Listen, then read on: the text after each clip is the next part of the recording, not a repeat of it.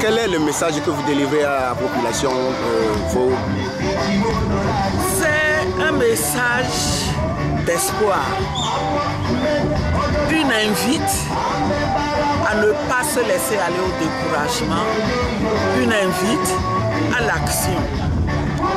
C'est l'occasion pour nous, quand nous rencontrons des populations, de les sensibiliser sur les problèmes de leur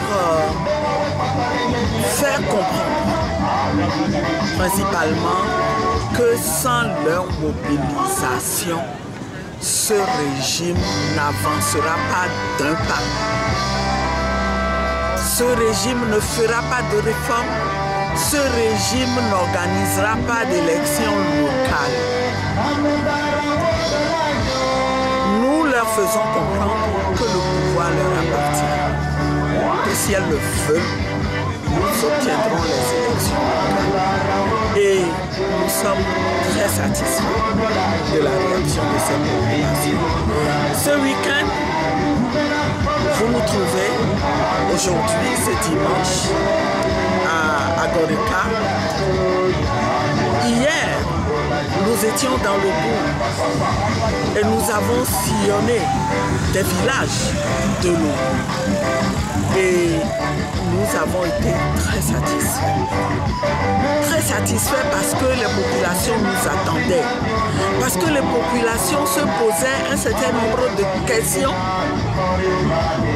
que nous avons contribué à leur expliquer. Par exemple, elles ont compris que ce qui est plus important pour elles, c'est qu'on organise des élections locales plutôt que de mettre en place des programmes dits de développement à la base qui en réalité ne sont qu'une manière de les tromper. Et j'ai été vraiment satisfaite lorsqu'un jeune m'a dit: mais madame, leur histoire de 100 000 francs là, pour cultiver les champs, et il faisait allusion au programme Agricel. Mais si on comprend bien, c'est de la diversion. L'essentiel, c'est l'organisation des locales pour que nous ayons des élus qui s'occupent de l'ensemble de nos problèmes, qui travaillent au quotidien à résoudre véritablement nos problèmes. Et je pense vraiment qu'il y a de l'espoir. Nous avons commencé et nous ne nous arrêterons pas. Nous couvrirons tout le Togo. Vous verrez que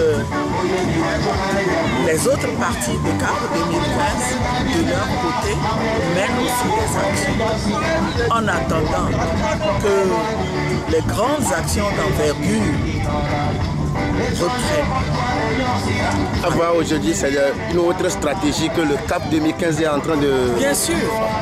Bien sûr, il faut quadriller le pays. Il faut faire en sorte que tous nos concitoyens qui sont sevrés d'informations, maintenus dans l'ignorance, pendant qu'on dissémine des rumeurs pour les manipuler, pour leur faire croire que les chefs de l'opposition ne sont plus en mesure de mener la lutte parce qu'ils auraient été vendus, ils se seraient compromis. Dans le même temps, on les sèvre d'informations et voilà. On croit pouvoir régner comme ça pendant longtemps. Mais il se trouve, cette lutte-là, nous ne l'abandonnerons pas. Nous la mènerons jusqu'au bout. Et nous voulons ces élections locales. Nous voulons que la démocratie soit ancrée à la base et que le développement soit ancré à la base.